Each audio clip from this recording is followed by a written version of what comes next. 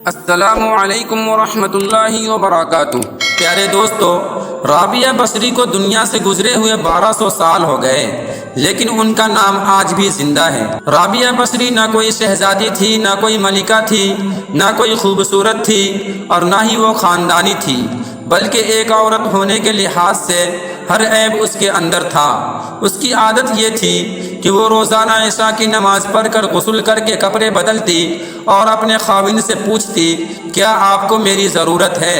اگر وہ کہتے ضرورت کوئی نہیں تو پھر پوچھتی، مجھے اجازت ہے؟ وہ کہتا اجازت ہے تو پھر مصلی بچھاتی اور فجر کی نماز تک مصلی پر کھڑی رہتی۔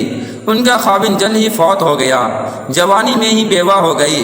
امام حسن بصرہ، جو اس وقت بصرہ کے ہی نہیں بلکہ سارے مسلمانوں کے امام تھے، وہ خود چل کر آئے اور رابعہ بصری سے کہا کہ میں آپ سے شادی کرنا چاہتا ہوں، جبکہ اسے شادی کا کوئی شوق نہیں تھا، بلکہ وہ تو اولاد کے قابل بھی نہیں تھی، لیکن ان کا جو اللہ سے تعلق تھا، اسی وجہ سے امام حسن بصرہ کو یہ لالچ ہوا کہ یہ میری بیوی ہو جائے تو اس کے طفیل شاید میری بخشش ہو جائے۔ تو اس کے پاس آئے اور کہنے لگے، رابعہ بصری، میں آپ سے شادی کرنا چاہتا ہوں اور شادی کا پیغام میں خود لے کر آیا ہوں۔ تو رابعہ بصری نے کہا کہ تم میری 4 باتوں کا جواب دے دو تو میں آپ سے شادی کرنے کے لیے تیار ہوں۔ انہوں نے کہا، آپ کی کون سی 4 باتیں ہیں؟ جلدی بتاؤ، میں ضرور جواب دوں گا۔ رابعہ بصری نے کہا کہ یہ بتاؤ، میں جنتی ہوں کہ دوزخی ہوں؟ تو وہ کہنے لگے، یہ تو میں کچھ نہیں بتا سکتا، کیونکہ اس کا علم صرف میرے اللہ کو ہے کہ کون جنتی ہے اور کون دوزخی۔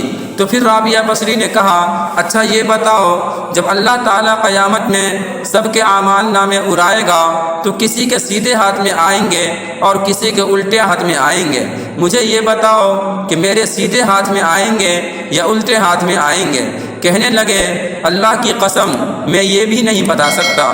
تو پھر رابعہ بصری کہنے لگی، اچھا یہ بتاؤ، جب اللہ تعالیٰ کل قیامت کے دن سارے انسانوں کی نیکیوں کو تولے گا تو کسی کی نیکیاں بڑھ جائیں گی اور کسی کے گناہ بڑھ جائیں گے، تم مجھے یہ بتاؤ کہ میرے گناہ بڑھ جائیں گے یا میری نیکیاں بڑھ جائیں گی؟ کہا، میں یہ بھی نہیں بتا سکتا۔ پھر رابعہ بصری نے چوتھا سوال کیا، کہا، اچھا یہ بتاؤ، جب کل قیامت کے دن سارے لوگ پل صراط سے گزریں گے تو کوئی پار ہو جائے گا اور کوئی نیچے گر جائے گا، تم مجھے یہ بتاؤ، میں دوزخ میں گروں گی یا پل صراط سے پار ہو جاؤں گی؟ وہ کہنے لگے کہ میں یہ بھی نہیں بتا سکتا۔ تو پھر رابعہ بصری نے فرمایا، اچھا جاؤ، مجھے تیاری کرنے دو، مجھے ان 4 باتوں کی تیاری کرنی ہے اور میرے پاس شادی کے لیے وقت نہیں ہے۔ اور ایک مرتبہ رابعہ بصری اپنے گھر میں سالن بنا رہی تھی تو دیکھا کہ گھر میں پیاز نہیں ہے، تو اس نے اللہ سے فریاد کی کہ اتنے میں اوپر سے اڑتا ہوا ایک چیل جا رہا تھا اور اس کے چونچ میں پیاز تھا۔ جب اس نے اپنا چونچ کھولا تو وہ پیاز سیدھے رابعہ بصری کے گود میں گرا۔ تو اللہ نے رابعہ بصری سے کہا کہ جو اللہ سے دوستی لگاتے ہیں تو اللہ پوری دنیا کو ان کے لیے مسخر کر دیتا ہے، دنیا ان کے پاؤں میں ڈال دیتا ہے۔ اور جب ان کا انتقال ہوا تو رات کو ان کا انتقال ہوا تو رابعہ بصری نے اپنی خادمہ سے کہا، بس 2-4 آدمی کو بلا کر مجھے جلدی سے دفن کر دو، کسی کو مت بتاؤ، صبح لوگوں کو بتا دینا اور مجھے کفن دینا میری اسی چادر میں جس کو اوڑھ کر میں تہجد پڑھا کرتی تھی۔ تو انہوں نے راتوں رات دفن کر کے صبح اعلان کیا تو لوگوں میں شور مچ گیا، سب کہنے لگے کہ مجھے کیوں نہیں بتایا۔ اور اگلی رات ان کی خادمہ نے ان کو خواب میں دیکھا کہ سرخ لباس پہنا ہوا ہے اور ان کا چہرہ سورج کی طرح چمک رہا ہے۔ پوچھا، آپ کے ساتھ کیا معاملہ ہوا؟ کہا، میرے اللہ نے میرے ساتھ بہت عمدہ معاملہ کیا۔ تو خادمہ نے کہا، آپ کی وہ چادر کہاں ہے جس میں آپ کو دفن کیا گیا تھا؟ تو رابعہ بصری نے کہا، وہ چادر اللہ نے اتار لی ہے اور مجھے جنت کا جوڑا پہنا دیا ہے، اور اس چادر کو اللہ نے سنبھال کے رکھا ہے کہ جب کل قیامت کے دن اللہ پاک میری نیکیوں کو تولے گا تو اس چادر کو بھی اس میں ڈالے گا۔ انہوں نے پوچھا، منکر نکیر کا کیا ہوا؟ کہا، وہ آئے تھے سوال کرنے، انہوں نے مجھ سے سوال کیا اور کہا کہ تیرا رب کون ہے؟ تو میں نے منکر نکیر سے کہا کہ جس اللہ کو میں 40 سال نہیں بھلا سکی، اس کو 4 ہاتھ زمین کے نیچے آ کر کیسے بھول جاؤں؟ جاؤں گی۔ تو فرشتوں نے کہا اب اس کا آگے کیا حساب لینا، چلو بھائی واپس چلو۔ پیارے دوستو، حضرت رابعہ بصری رحمت اللہ علیہا کے حسن و جمال کے چرچے پورے بغداد میں مشہور تھے، مگر جوانی کی شب و روز انہوں نے یاد الہی میں گزار دیا۔ آپ رحمت اللہ علیہا کے چہرے پر پاکیزگی کا ایسا نقاب تھا کہ دیکھنے والوں کی نگاہیں خود بخود چمک جاتی تھی۔ اسی زمانے میں ایک نوجوان نے انہیں رات کے وقت ایک قبرستان میں چاند کی طرح چمکتے ہوئے دیکھا۔ وہ نوجوان آپ رحمت اللہ علیہ کو کوئی غیر مخلوق سمجھ کر وہاں سے بھاگ گیا، لیکن دوسری صبح وہی چہرہ اس نوجوان کو بصرہ کے بازار میں نظر آیا تو وہ حیران ہو گیا۔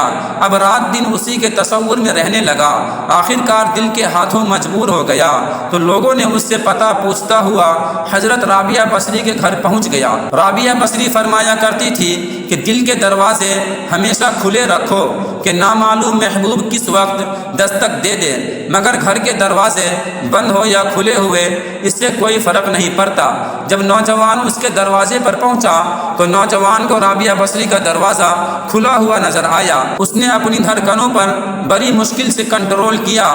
جب اندر گیا تو دیکھا کہ اندر ایک چراغ روشن تھا۔ نوجوان یہ سوچ کر رابعہ بصری سے بات کرنے کی ہمت کی کہ بات کرنے میں تو کوئی حرج نہیں اور زیادہ سے زیادہ انکار ہی تو ہوگا، لیکن جب وہ اندر پہنچا تو وہاں کوئی نہیں تھا، البتہ چھت سے ایسی مخصوص آوازیں آ رہی تھی جیسے کوئی زیر لب ہجرت کا رونا رو رہا ہو۔ نوجوان جیسے جیسے سیڑھیاں چڑھتا گیا، حضرت رابعہ بصری عشاء کی نماز سے فارغ ہو کر حمد و ثنا خوانی کر رہی تھی کہ اے میرے پروردگار، سارے ستارے روشن ہو گئے ہیں، سارے لوگ سو گئے ہیں اور بادشاہوں نے بھی اپنے دروازے بند کر لیے ہیں، ہر محبوب اپنی محبوبہ سے ناز و نیاز میں لگا ہوا ہے اور میں تیرے سامنے کھڑی ہوں۔ جب نوجوان نے رابعہ بصری کو اس حال میں دیکھا تو اس پر کب کبھی طاری ہو گئی۔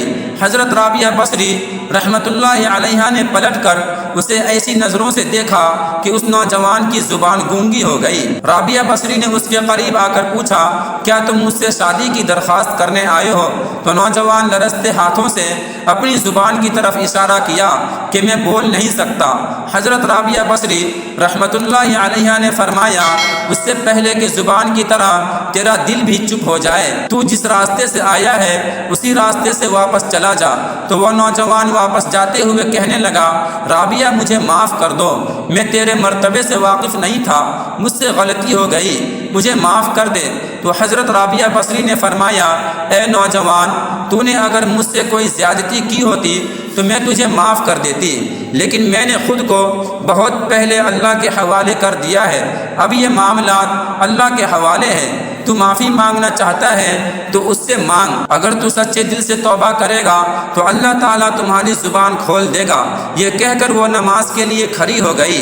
نوجوان بھی سجدے میں گر گیا، وہ رو رہا تھا اور نامعلوم کب تک روتا رہا۔ جب وہ ہوش میں آیا تو اس کی زبان واپس آ چکی تھی اور توبہ توبہ کا ورد کر رہی تھی، اور وہ نوجوان بغداد کی گلیوں میں توبہ توبہ کے نعرے لگاتا رہا۔ اچانک وہ ایک دن غائب ہو گیا اور پھر کبھی اس کا کوئی پتہ نہ چلا۔ تو پیارے دوستو، یہ تھی رابعہ بصری کی بہترین کہانی۔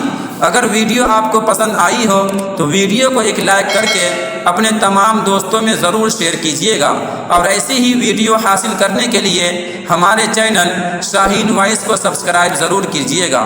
ملتے ہیں اگلی ویڈیو میں ایک نئے پیغام کے ساتھ، تب تک کے لیے السلام علیکم۔